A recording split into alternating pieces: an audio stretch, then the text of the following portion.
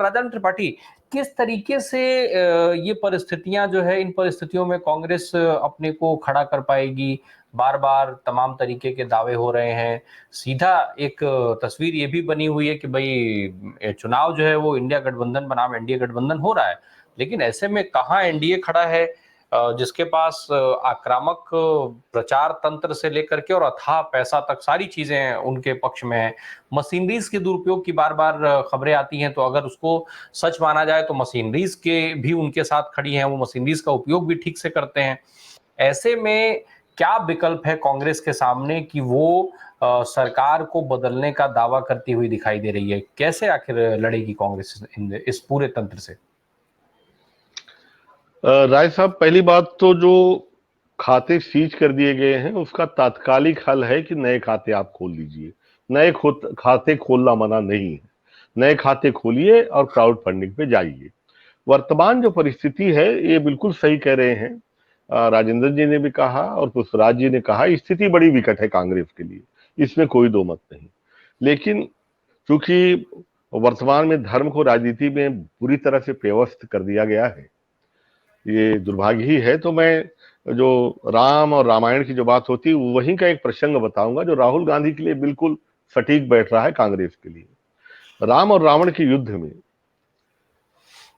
विभीषण जी को बड़ी शंका होती है जब वो देखते हैं कि रावण तो पुष्पक विमान में उड़ उड़ के लड़ाई कर रहा है और राम पैदल चल रहे हैं। तब वो बोलते हैं, रावण रथी विरथ रघुवीरा, देखी विभीषण भय अधीरा। आगे वो बोलते हैं, प्रभु नाथ न रथ नहीं पद पद त्राणा, कहीं भी जीतब वीर बलवाना। आपके पास न तो वस्त्र है न पैरों में जूते हैं, इतने बलवान शत्रु से जो हवा में उड़ के लड़ रहा है, पुष्पक विमान है, विशाल सेना है, अपार उसके पास साधन है, कैसे जीतेंगे? तो उसमें जो राम का जो जवाब है, जो आज भी हजारों साल बाद भी शाश्वत और सत्य है, वो कहते हैं, सुनो सखा, सत्य और शील जो है, ऐसा रथ जिसके दो पहिए सत्य और शील हो, जिसके घोड़े इंद्रिय निग्रह और तरह तरह के मानवीय गुणों से हो, मानवीयता, उन्होंने सारे गुण जो होते हैं मनुष्य के सबको कहा। और परोपकार जिसके साथ हो, जिसका लक्ष्य स्पष्ट हो, बड़ा विशाल मतलब बड़ा अच्छा विवरण है, पूरा मैं नहीं बोल पाऊंगा अभी क्योंकि समय आपके पास कम है, लेकिन वास्तव में यह वह उद्देश्य है। अंत में राम जी कहते हैं, जिसके देखो लड़ाई जो है लकड़ी के रथ या घोड़े से नहीं जीती जाती, साधनों से नहीं जीती जाती, संकल्प से जीती जाती है। आपका लक्ष्य पवित्र होना चाहिए, ठीक है, तो निश्चित रूप से आप जीतेंगे। किसी को अगर भ्रम हो कि साधन से जीतते हैं तो गलत है। बड़ी अच्छी व्याख्या राम ने कही है वहां पे, और मेरा मानना है कि यह व्याख्या आज के कांग्रेस पे सही उतरती है। अगर आप जनता के लिए खड़े होते हैं तो नासिक में मालेगांव, जहां आपका कोई कांग्रेस का जनाधार भी जिन जगह पे नहीं है, वहां लाखों की भीड़ आपके साथ खड़ी हो जाती है। वो भीड़ कौन थी? क्या वो कांग्रेसी थे? नहीं, कांग्रेसी नहीं थे। ये वही बल है जो इनको ताकत देता है, और ये अपार बल है जो अभी कांग्रेस को मिल रहा है, जिसके दम पे राय साहब कांग्रेस कहती है कि अब जीत के आएंगे। हाँ, बाधाएं हैं, छल बल दंड संयम सारे के सारे उपयोग किए जा रहे हैं। इलेक्शन कमीशन की भूमिका को लेकर हमेशा सवाल उठते रहे हैं। जिस तरह से नियुक्तियां हुई, जिस तरह से नियमों में परिवर्तन किया गया इलेक्शन कमीशन के चुनाव में, ये छोटी बातें नहीं है। ईवीएम को लेकर लगातार मैं पिछले एक दशक से आवाज उठा रहा हूं। मुझे बड़ी खुशी हुई, अभी कल परसों मैंने किसी साथी ने वीडियो भेजा और कहा कि राजा राम जी, ये लाइन तो राहुल गांधी ने बिल्कुल आपकी ले ली है कि जब तक ईवीएम है मोदी को कोई नहीं हटा सकता। तो मैंने कहा ये लाइन इतनी बार मैंने दोहराई है कि, और सच है, क्योंकि ये सच है। जो व्यक्ति चुनी हुई सरकार को गिराने के लिए किसी हद तक गए हैं, पूरे देश ने दुनिया ने देखा है, विधायक भाग रहे हैं, गाड़ियों से भाग रहे हैं, रिपोर्ट में हैं, तोड़े जा रहे हैं और सरकारें बन रही है। वो लोग अपनी सरकार बनाने के लिए क्या नहीं कर सकते, किस हद तक जा सकते हैं? ऐसी स्थिति में मेरा मानना है कांग्रेस को एक रणनीति बनानी होगी। कांग्रेस के पास भी 70 साल का अनुभव है, जो कि टेक्निकल एक फोर्स हो, जो ईवीएम पे पूरी तरह से नजर रखे, और लोगों की इनके पास कमी नहीं है। हाँ, इनको अपने पार्टी में अभी भी वक्त है। मैं चाहता हूं कि बहुत सारे लोग जैसे कि गोल कर देते हैं, सेल्फ गोल करने में माहिर है इनके प्रवक्ता वगैरह, उन लोगों को मेरा मानना है उन पे नियंत्रण रखा जाए। क्योंकि जिस तरह से आपने देखा होगा ना, राहुल गांधी ने कुछ कहा शक्ति को लेके, और किस तरीके से नरेंद्र मोदी जी ने शक्ति को लेके ले उड़े। मैं तो कहता हूं कि जगह जगह जिसको देखो कि भाई नारी शक्ति के खिलाफ, राहुल गांधी ने नारी शक्ति कहा ही नहीं, नारी शब्द ही उपयोग नहीं किया। और हमारे वेदों में कितनी शक्तियां हैं, धर्म की बात करते हैं तो धर्म में कितनी शक्तियों का जिक्र है बताइए। मैं कुछ गिराऊंगा, अदृश्य शक्ति, ईश्वरीय शक्ति, आध्यात्मिक शक्ति, शैतानी शक्ति, मायावी शक्ति, अलौकिक शक्ति, दैवी शक्ति, दिव्य शक्ति, प्राकृतिक शक्ति, चमत्कारिक शक्ति, सम्मोहन शक्ति जो इनके पास है, कुंडलिनी शक्ति। और वो भी तो एक शक्ति थी। वो कौन सी शक्ति थी? जो रावण के बेटे कुंभकर्ण ने लक्ष्मण को मारी थी। बड़ा प्रसिद्ध प्रसंग है कि शक्ति मारी थी, और रावण के पास थी सर्व शक्ति। रावण के बेटे के पास शक्ति थी, वो कुंभकर्ण के पास वो शक्तियां थी, मेघनाद के पास थी, मेघनाद ने मारी थी लक्ष्मण को वो शक्ति। शक्ति जब भी कोई बोलता है तो शक्तिवान शब्द याद आता है, और लक्ष्मण को मारी गई शक्ति याद आती है। वो शक्ति राम के पास तो न थी। उठा के देख लीजिए रामायण, उन्होंने तो शक्तिवान नहीं माना कहीं। तो मैं कहता हूं धर्म को जानते हैं ये लोग, ना ये धर्म के तत्व को जानते हैं, लेकिन उसका दुरुपयोग जरूर करते हैं। ऐसी स्थिति में कांग्रेस को बहुत सतर्क रहना चाहिए कि कौन से शब्द को लेके कहां ले उड़े। और बोलने में, क्योंकि इनके जो प्रवक्ता है, कई बड़बोले प्रवक्ता हैं, उन्होंने जबरदस्त नुकसान पहुंचाया है कांग्रेस को इन वक्त पे। क्योंकि उनके पास वो मशीनरी है बातों को रिप्लिकेट करके, इको तैयार करने के लिए, पूरे देश में माहौल बनाने के लिए वो ताकत है। बार बार रिपीट करेंगे, गोएबल्स की थ्योरी को अपनाएंगे, तो इनके पास वो ताकत है। इसी स्थिति में आप उतना ही बोलें जितना जरूरी है, क्योंकि जनता आपके मर्म को समझ रही है, जनता आपको समझ रही है। और जहां नहीं समझ रही वहां समझाइए। आपके पास 70 साल पुराना केडर है, आप झाड़ पोछ के जो कांग्रेस सेवा दल के लोग थे उन्हें वापस ले आइए। आपका किसान मोर्चा नाम की कोई चीज हुआ करती थी, उसे जिंदा करिए। अभी भी वक्त है, कभी कुछ बिगड़ा नहीं है। जो लोग बार बार कहते हैं कि अभी क्या किया जा सकता है, 3 हफ्ते में क्या नहीं हो सकता, मेरा मानना है 3 हफ्ते नहीं लगे थे नेपोलियन को। आप जानते हैं नेपोलियन को पेरिस विजय पे 3 हफ्ते नहीं लगे थे। तो अभी भी वक्त है, आप बहुत कुछ कर सकते हैं। जी राजाराम सर, एक जब चुनाव है, मुद्दों की बात लगातार हो रही है, विपक्ष की तरफ से भी मुद्दे उठाए जा रहे हैं और सत्ता पक्ष की तरफ से भी। सत्ता पक्ष बार बार ये कह रहा है कि भाई ये है मोदी की गारंटी, वो है मोदी की गारंटी, तमाम तरीके के 80 करोड़ 82 करोड़ लोगों को 5 किलो अनाज दिया जा रहा है, ये मोदी की गारंटी है। प्रधानमंत्री आवास योजना से लेकर के और आयुष्मान योजना तक तमाम सारी योजनाएं सरकार गिनवा देती है, उन सबको मोदी के गारंटी के नाम पे। और उसका एक इफेक्ट भी देखा गया था अभी जब राज्यों में चुनाव हुए थे, मध्य प्रदेश, छत्तीसगढ़, राजस्थान जैसे राज्यों में उनको सफलता भी मजबूत मिली। अब को दूसरी तरफ कांग्रेस पार्टी जो है वो 5 न्याय लेकर के आई है, जिसमें हिस्सेदारी है, युवा न्याय है, किसान न्याय है, नारी न्याय है, श्रमिक न्याय है। किसानों को लेकर के एक तरफ जब किसान आंदोलन चल रहा है, दूसरी तरफ कांग्रेस पार्टी किसान न्याय लेकर के आती है, जिसमें वो सही दाम का जिक्र करते हैं, यानी एमएसपी की बात कहीं ना कहीं जिस पर किसान अड़े हुए हैं, किसान जिसको लेकर के धरनारत हैं। राहुल गांधी हालांकि पहले ये क्लियर कर चुके हैं कि जब सत्ता आएगी यूपी की, कांग्रेस की, इंडिया गठबंधन की, तो ऐसे में एमएसपी दी जाएगी।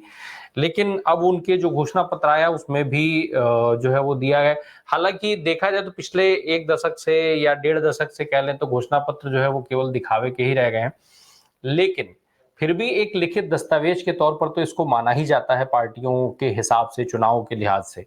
ऐसे में कितना महत्वपूर्ण देख रहे हैं इन गारंटियों का शामिल होना जो किसानों के लिए दी गई है, चाहे वो सही दाम का हो, कर्जा माफी का हो, क्योंकि उस पर आयोग बनाने की बात है, बीमा भुगतान को लेकर के जिसको कि सीधे ट्रांसफर की बात कही जा रही है। हालांकि भाजपा पहले से ही ये कह रही है कि हम तो सारे सुविधाएं जो है सीधे खाते में दे ही रहे हैं लोगों के। सही आयात और निर्यात की बात हो रही है, उसकी नीति बनाने की बात हो रही है, और जीएसटी मुक्त खेती की बात हो रही है। जीएसटी मुक्त खेती की भी बात इसमें कही गई है कांग्रेस के इस घोषणा पत्र में, एक तरीके से जो न्याय गारंटी ये दे रहे हैं उसमें। हालांकि मैं एक चीज क्लियर कर दूं फिर आपके पास आता हूं, जीएसटी की बात ये जो है इसलिए इंपॉर्टेंट हो जाती है कि अभी तक कृषि में कहा यह गया है कि जीएसटी लगता नहीं, सीधे शब्दों में ये कह दिया जाता है कि कृषि में जीएसटी नहीं, लेकिन ऐसा है नहीं। 0% जीएसटी के साथ जीएसटी उस पर है, वो जीएसटी के दायरे से बाहर नहीं आता है कृषि। अब कांग्रेस इसकी बात कर रही है। राजाराम सर, कितना इंपॉर्टेंट है ये सारी गारंटियां कितनी इंपॉर्टेंट हैं? क्या लोग समझ पाएंगे? क्योंकि विधानसभा चुनाव में भी काफी गारंटियां दी गई थी, लेकिन मामला बना नहीं था। राम प्रकाश जी, मैं जीएसटी से बात आपने खत्म की तो मैं उससे चालू करूं। चूंकि प्रायः कहा जाता है कि भाई किसान जो है टैक्स से परे है, उस पर कोई टैक्स लगता नहीं है और वो कोई टैक्स देता नहीं है। तो मेरा मानना है कि भाई किसान खाद बीज दवाई ट्रैक्टर डीजल जो भी लेता है सब पे टैक्सेस देता है। डीजल पे तो सन 2012 की तुलना में आज 4 गुना दे रहा है। तब 3 रुपया था एक्साइज ड्यूटी, आज 16 रुपए के आसपास दे रहा है, 4 गुना डीजल पे। जबकि अन्य सारे देशों में डीजल पे सारे टैक्स फ्री करके सब्सिडाइज रेट में किसान को मिलता है। अब रहा सवाल जीएसटी का, तो हालात ये हैं कि इस देश में हाल में ही एक बहुत बड़ा आर्थिक सुधार किया इस सरकार ने। अभी केवल 15 दिन पहले इसने जो रोलेक्स और कार्टियर जैसी, ओमेगा जैसी 10-10 20-20 लाख की करोड़ों की घड़ियां हैं, उनको मुक्त किया टैक्सेस से। और ट्रैक्टर पे 28%, ट्रैक्टर के पार्ट पे, कृषि मशीनरी के पार्ट पे 18 से लेके 28% तक टैक्सेस है जो किसान से लिया जा रहा है। यही कारण है कि किसान अपनी मांगों में बार बार जीएसटी की भी बात करता है कि भाई हमें इससे मुक्ति दिलाओ, क्योंकि इससे खेती की लागत सीधा सीधा बढ़ जाती है।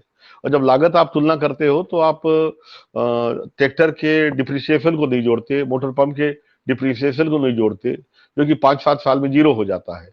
तो खेती घाटे में ऐसे नहीं है, खेती घाटे में एक बड़े षड्यंत्र के कारण है और खेती आईसीयू में पड़ी हुई है।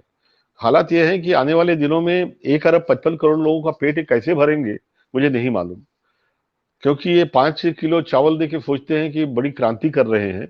मैं बार बार पूछता हूं कि इस देश का कोई डेलीगेशन इनके पास गया था क्या कि 5 किलो चावल दीजिए प्रभु, हम भूखे मर रहे हैं। कोरोना में आपने दिया, समझ में आता है, उसके बाद आप क्यों कर रहे हैं? ये आप देश के लोगों के आत्मस्वाभिमान को क्यों खत्म कर रहे हैं? उनकी मेहनत करने की क्षमता जो है कि घर से निकले काम करें, उसे क्यों समाप्त कर रहे हैं? कोई ऐसा किसी ने मांग नहीं की थी कि 5 किलो चावल देके हमें जिंदा रखिए। तो मेरे कहने का मतलब ये है कि ये विकास का पैमाना नहीं है। अगर आप कहते हैं कि आप विश्व की 5वीं सबसे बड़ी अर्थव्यवस्था हैं और तीसरी बनने की ओर अग्रसर हैं, तो सवाल ये उठता है कि जनाब फिर ये आपको 80 करोड़ लोगों को अनाज क्यों बांटना पड़ रहा है? पहली बात। दूसरी बात कि वायदों की बात करें या घोषणा पत्रों की, तो मैं आपसे सहमत नहीं हूं कि पिछले 10-15 सालों में घोषणा पत्रों की का अहमियत कम हुई है। मेरा मानना है पिछले 10-15 सालों में ही घोषणा पत्रों की अहमियत लोगों ने समझनी शुरू की है। और अब जो हमारा लोकतंत्र परिपक्व होते जा रहा है, अब जनता पूछती है जो आपने वायदे किए हैं क्या हुए? तभी तो सरकार से अब पूछा जा रहा है कि कहां गए वो 2 करोड़ रोजगार हर साल देने की जो वादे, इसलिए तो अब पूछ रहे हैं। अब जनता से सरकार चूंकि मीडिया तो पूछता नहीं, चौथा स्तंभ तो मौन है, लेकिन जनता पूछ रही है कि 2 करोड़ रोजगार का क्या हुआ, या कि जो आपने वादा किया था किसानों की आय दुगनी करने का, उसका क्या हुआ? इन वादों की, इन गारंटियों की पड़ताल होती है। छत्तीसगढ़ की बात मैं कहूंगा कि छत्तीसगढ़ में सरकार जो थी, कांग्रेस की स्थिति आज जो समग्र कांग्रेस की है उससे ज्यादा बुरी थी। 15 सालों तक बीजेपी का शासन था। केंद्र में तो 10 साल ही हुए हैं ना, छत्तीसगढ़ में 15 सालों से बीजेपी का शासन था। कांग्रेस का केडर एकदम मूर्छित पड़ा हुआ था। केवल कांग्रेस अपने मुद्दों को लेके आई। भाजपा ने किसानों से वादा किया था धान पे बोनस देने का, लेकिन नहीं दिया। कांग्रेस गई और वो घर घर में कहा कि हम आपको बोनस भी देंगे और हम आपका धान 2500 रुपया में खरीदेंगे और कर्जा माफ कर देंगे। 15 सालों में आपकी हालत बहुत बुरी है, हम कर्जा माफ करेंगे। 90 में 70 सीट किसानों ने दी उनको, 70 सीट। उस समय शायद अंदाज नहीं था इनको, वरना उस समय भी कुछ खेला होता जो अभी हुआ है। ठीक है, अब जरा बताइए, उस समय 70 सीट दी 2500 पे धान की कीमत पे, आज 3200 की घोषणा की थी अभी इस चुनाव में। 3200 रुपया प्रति क्विंटल धान के कीमत की घोषणा भूपेश बघेल ने की थी, उनकी सरकार ने की थी। और 3100 पे किसान मान गया। भाजपा ने 3100 की बात कही थी, 3100 पे क्या वोट कर दिया? संभव है? भाई 80% वोटर वहां धान के किसान हैं। छत्तीसगढ़ को धान का कटोरा कहते हैं, तो किसानों का 82% वोटर किसान है। जरा सोचिए, सारे किसानों का कर्जा माफ की बात भूपेश बघेल की सरकार ने की थी। किसान को कर्जा माफी नहीं चाहिए, बावजूद इसको वोट करेगा। आप उम्मीद कर सकते हैं। लंबी लिस्ट है। महतारी वंदन, जिसे आप गेम चेंजर योजना कहते हैं, 1000 रुपया महिलाओं को जो देने की बात की थी कांग्रेस ने, 1500 रुपए कांग्रेस ने कहा था हर महीने। ये 12,000 दे रहे हैं, वो 18,000 साल का देने की बात की थी, लेकिन नहीं चुना उन्हें। क्या आप उम्मीद कर सकते हैं ऐसा संभव है? क्या ये फेयर इलेक्शन में संभव हो सकता है?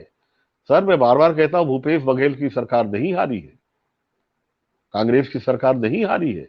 आप माने या ना माने, मैं ना कांग्रेसी हूं ना भाजपाई हूं, लेकिन मैं एक तटस्थ दर्शक हूं, ग्रासरूट लेवल पे बैठा हूं। मैंने भाजपा नेताओं से मेरी चर्चा होती थी, जनपद लेवल के, सरपंच लेवल के, तो कहते थे सर, इन्होंने ना कांग्रेस, हमारे भाजपा ने ना कांग्रेस के बराबरी कहीं नहीं की है, ना तो इन्होंने कर्जा माफी की घोषणा की है, ना ये धान का, कांग्रेस ने 3200 किया तो 3100 गए थे, तो 3200 कर देते कम से कम। तो अब हम किस मुंह से वोट मांगने जाएंगे? मेरे घर के लोग नहीं देंगे भाजपा को, भाजपाई के घर के लोग नहीं देंगे वोट, कांग्रेस को वोट देंगे। जरा सोचिए, ऐसे हालात में भी अगर कांग्रेस को वोट नहीं दिया जा रहा है, भाजपा जीत रही है, तो बड़ा मसला है ईवीएम। इसीलिए मैं बार बार कह रहा हूं, ईवीएम सबसे बड़ा मसला है। और ईवीएम पे आज हम तो सारे किसान नेता इस पे बैठक कर रहे हैं। ईवीएम को प्रथम मुद्दा हम बनाने जा रहे हैं। ईवीएम में निष्पक्ष चुनाव होना जरूरी है।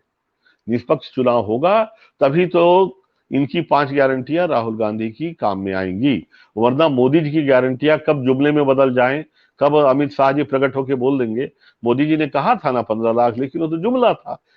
भाई, चुनाव में तो आदमी को बोलना पड़ता है, तो कब कौन सी चीज जुमला बन जाए कोई ठिकाना नहीं है। तो अब क्या है, कांट की हांडी 2 बार तो चढ़ गई है, तीसरी बार शायद न चढ़े।